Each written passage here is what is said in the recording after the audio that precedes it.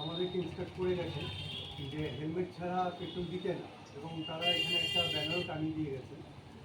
তো এবার ওনারা আমাদেরকে বলেছিলেন যে আপনারা বলবেন কাস্টমারকে যাতে হেলমেট পরে আসে বা সিট বেল্টটা লাগিয়ে আসে গাড়িতে, চার চাকাতে।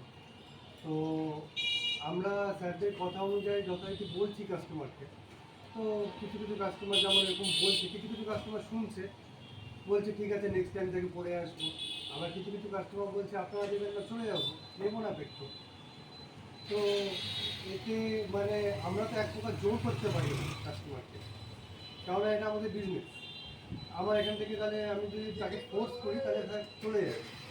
এবং স্যারেরাও বলে গেছেন যে আপনারা ফোর্স করবেন না, আপনারা বলবেন শুধু যে হেলমেটটা পরে আসবে।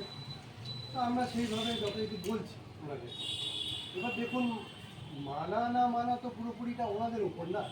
স্যারেরা তো ওনাদের সেফটির জন্যই বলছেন যে হেলমেটটা পরার জন্য, এবং আমরাও ওনাদেরকে বলছি।